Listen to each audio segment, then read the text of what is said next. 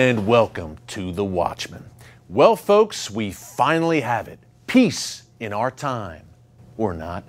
As you've probably heard by now, the Obama administration has struck a deal with the Iranian regime that the president says will stop Iran from acquiring nuclear weapons. According to President Obama, if the U.S. Congress does not approve of this deal, the only alternative is war. Apparently, there's just no in-between. He's even compared Republican opponents of the deal to, quote, Iranian hardliners who chant death to America. Wow.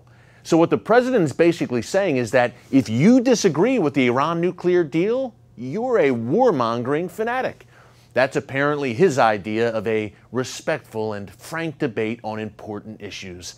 I wonder what he'll say about Chuck Schumer, Eliot Engel, and Brad Sherman. They're three key Democrat lawmakers who also oppose the deal. But wait a minute.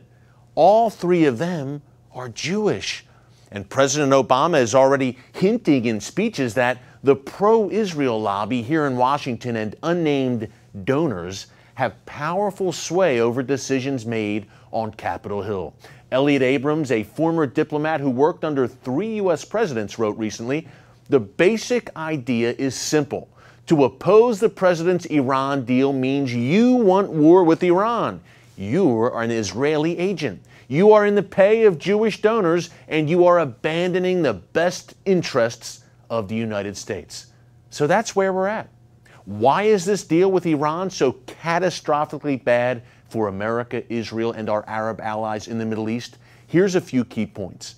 The inspections of Iran's nuclear facilities that the deal is supposed to guarantee are an absolute sham. The U.S. and the other world powers must give Iran 24 days' notice before they're even able to inspect the sites, meaning Iran has, 3.5 weeks to hide their covert nuclear work. And you can bet that they will limit and stall on the inspections every chance they get. Next, the deal releases at least $100 billion in sanctions relief to the Iranian terror regime. Guess what they're going to do with all that money, folks? A good chunk of it will go to fund terrorism. Hezbollah and Hamas are going to get a huge boost, and Iran is going to be even more empowered to continue its jihadist march across the Middle East. Israel must be thrilled. Next, under the deal, Iran gets to keep its nuclear program and continue nuclear research, and its nuke infrastructure will remain largely intact. So what's the point of the deal? Iran also gets to keep its ballistic missile program, and that includes ICBMs, intercontinental ballistic missiles that could one day reach the United States. Move along, nothing to see here. The deal also stipulates that the U.S. and the other P5+1 nations will actually work with Iran to help secure its nuclear sites from any possible security threats, like, say, an Israeli airstrike.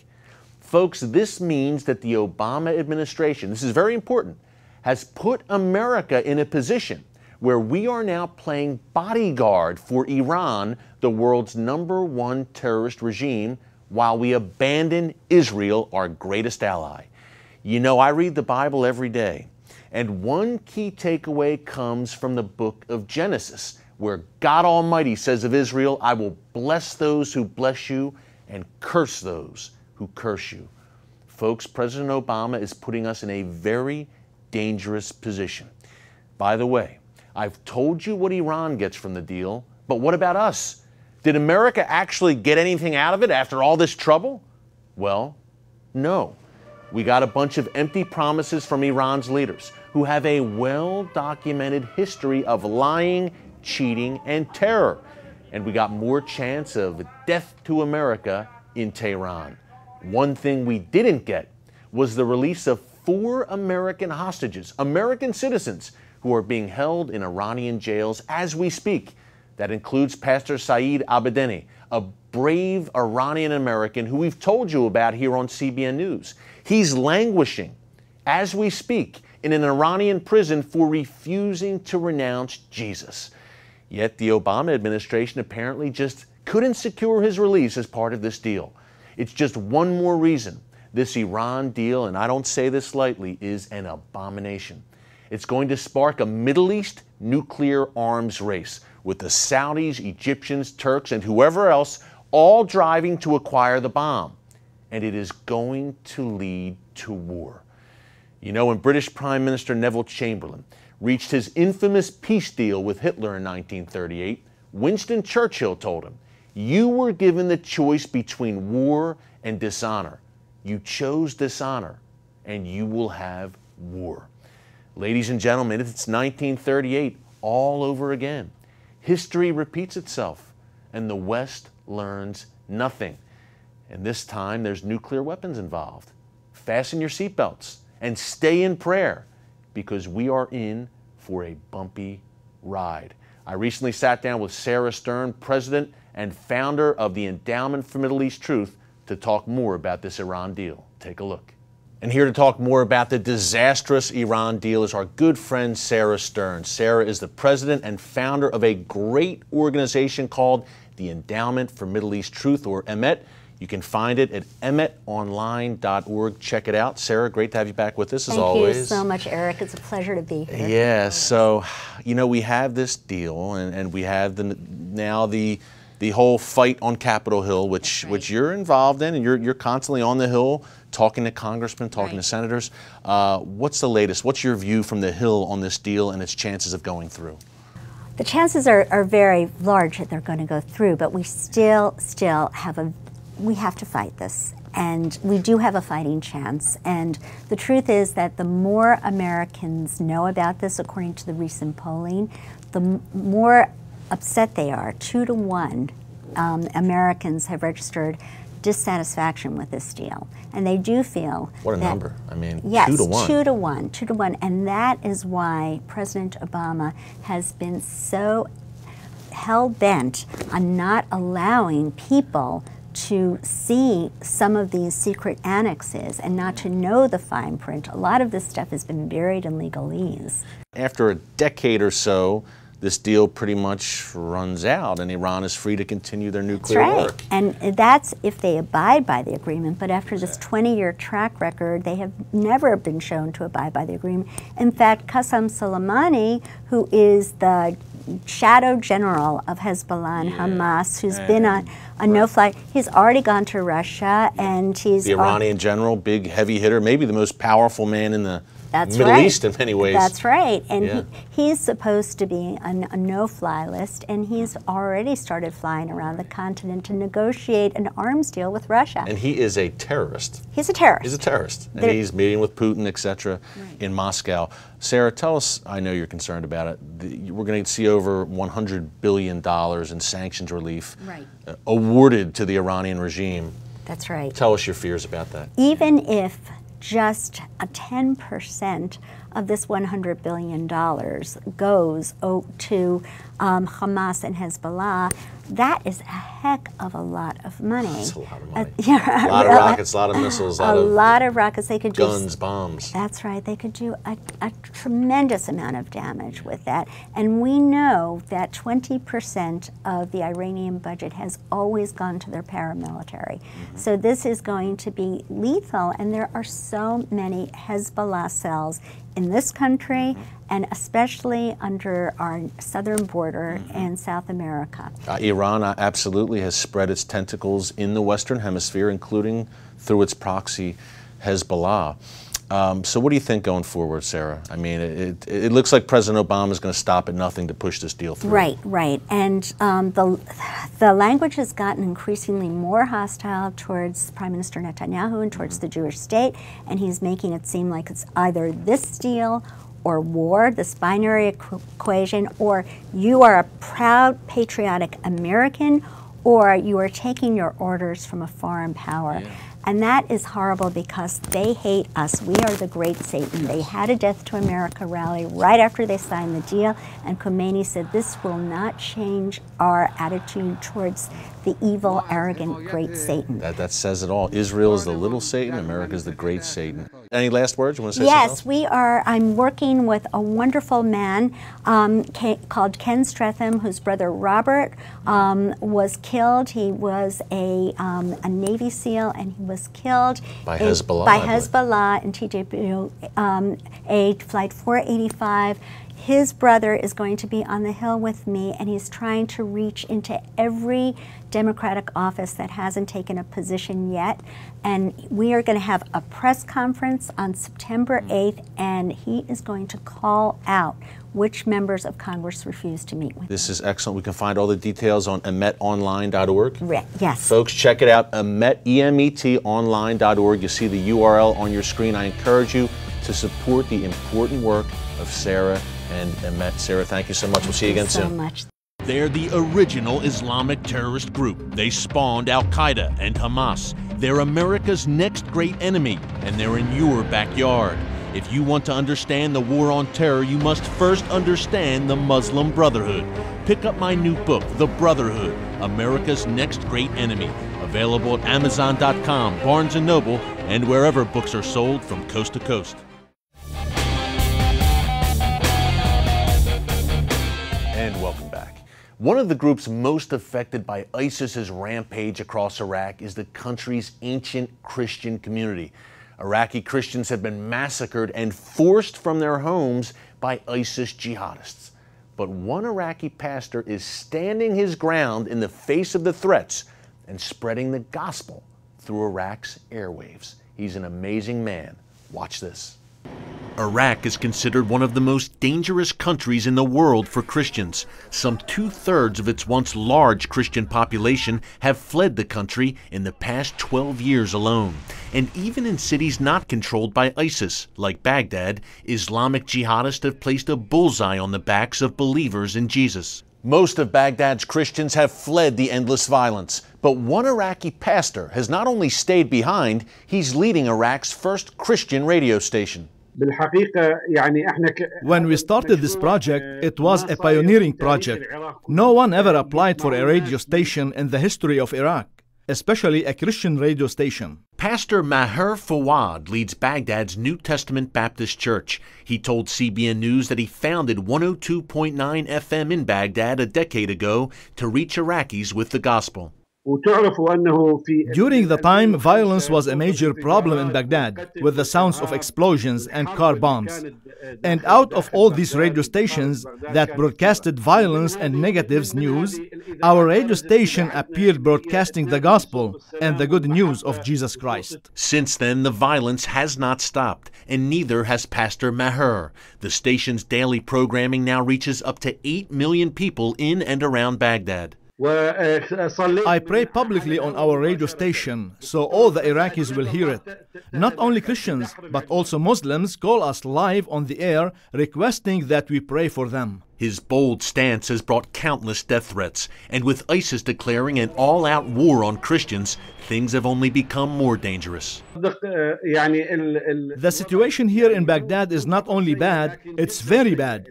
When ISIS occupied Ramadi, we became in danger because Ramadi is not very far away from Baghdad. On one side, we have ISIS threatening us, and the second danger we face is from car bombs and explosions. But Pastor Maher remains on the air, and he's spreading the message beyond Baghdad. In 2010, with the help of U.S.-based High Adventure Ministries, he established another Christian radio station in Basra, in southern Iraq. That station can be heard as far away as neighboring Kuwait and Iran. We rejoice because many people are listening and receiving the message and are responding to the message of the gospel. In the meantime, he says he has no plans to leave Iraq. The Lord protected us, and I believe the Lord will protect us also in the coming days. He says thousands of Iraqi Christian refugees need aid, and he's praying the U.S. government and the American church will step up to help as ISIS continues to wreak havoc. Up next, part 2 of my interview with best-selling author Tuvia Tenenbaum about his new book, Catch the Jew. With a title like that, you don't want to miss it. Stick around. And welcome back. Well, on a recent episode of The Watchman, we featured part 1 of my interview with Tuvia Tenenbaum, author of a new book called Catch the Jew that is a top seller in Israel. In part 2 of our interview, Tuvia expands on how the UN and the so-called international community are undermining Israel at every turn. Take a look. UN, UNRWA.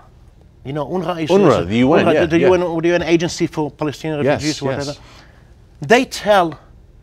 They teach Palestinians that the occupation did not start in 1967, but in 1948. This is the UN. This is the UN. American taxpayer dollars, by the way. Of course, American funding taxpayer, the UN. but Yeah, it doesn't of matter. course, yeah, doesn't sure. matter.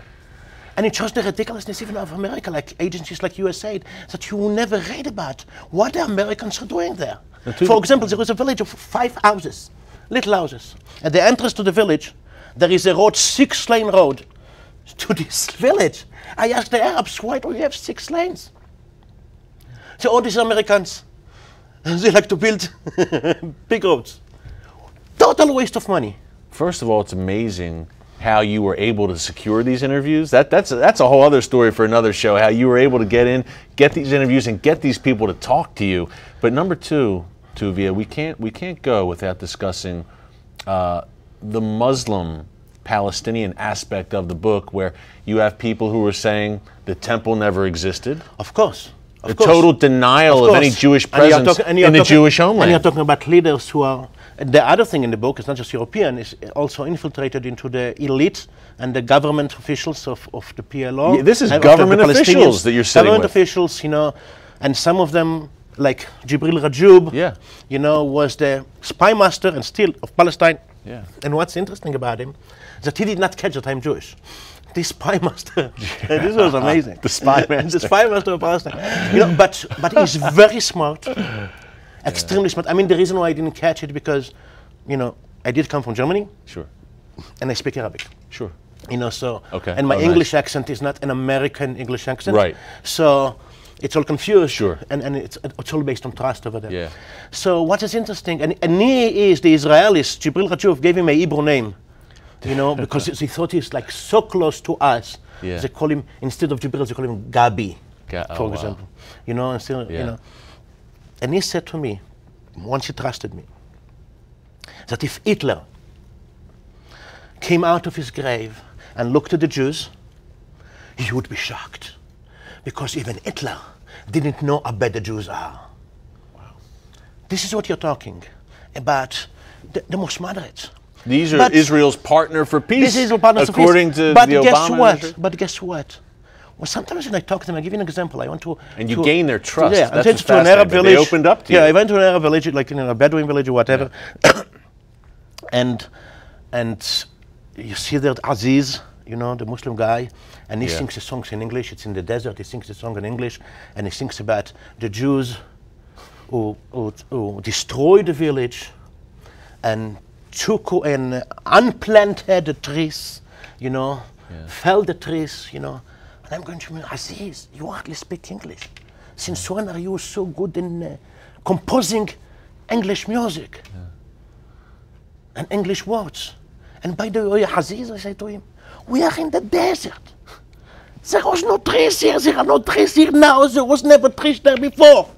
Why are you singing about the Jews? You know, Yeah. We implanted our trees and the Jews took them away. What are you talking about, Aziz? Yeah. So he admits, you know what, I didn't compose it. It's not my words. The Europeans came and they taught us this song and we sing it. So even that anti-Semitism, which is very strong in the Muslim world, of course, Oh, no of doubt, course. they learned it from the Europeans and some Americans too. Tuvia, I And mean, that's what's scary. it's scary. It's funny. One of the reviewers of the book said it's hilarious, but completely disturbing. It's a great. But we must know this. We Yes, must know this. yes. On a serious note, we must know it. Tuvia, I think you've done such an important and valuable work, my friend. Thank you for writing the book. Thank you for coming Thank you on. very much, the Eric. book is called Catch the Jew. And the Tuvia name of the book, by Tenenbaum. the way, came after the event. Yeah. When I tried to sum up everything that I saw here, I saw almost a world conspiracy, call it, because I don't like the word conspiracy, for one thing, They've come from the four corners of the earth, Christians and atheists, sorry, for one purpose: to catch the Jew doing something wrong. Yes. And that's why it's called Catch the Jew. Well, Because that's the agenda. it is. It's evil. And it's frightening. It's frightening. But you know what? Thank God we have people like you out there sounding the alarm. We'll continue to sound And the following alarm. people like you, Harry. Yeah. Hey, Tuvia, thank you so much, my friend. Thank you so much. And just a note here, there is some salty language in Tuvia's book, Catch the Jew, so if you're sensitive, it may not be for you, but I personally think it's too important to ignore. Well, up next, what's the truth about ISIS in your backyard? Find out after the break. And welcome back. You know, folks, ISIS is not just a problem for the Middle East, for Iraq, for Syria. It's a problem right here in the West, in the United States, in Europe. I've told you time and again on this show how ISIS is establishing a network of supporters and sympathizers in the United States and Western Europe. We saw recently in Chattanooga 4 brave U.S. servicemen gunned down by an Islamic jihadist. Folks, this is Chattanooga, Tennessee. This is the heart of the Bible Belt. The barbarians are not just at the gates, they're inside the gates. That's no exaggeration. It's not alarmism. It is fact. That's why I encourage you to pick up my latest book, ISIS Exposed: Beheadings, Slavery, and the Hellish Reality of Radical Islam. Ladies and gentlemen, in this book, I rip the lid off of what ISIS is doing in your backyard. 6 of the 9 chapters in ISIS Exposed focus exclusively, specifically, on what ISIS is doing in the United States and in Europe, in places like Britain, France, Germany, Denmark. The enemy is here. We need to wake up and be aware of what's going on around us and what is coming, and that's why I encourage you to pick it up. ISIS Exposed, sold wherever books are sold, from Amazon, Barnes & Noble. You can find it anywhere. Well, thanks for joining us this week on The Watchman. And until next time, folks, God bless you. And remember, never hold your peace.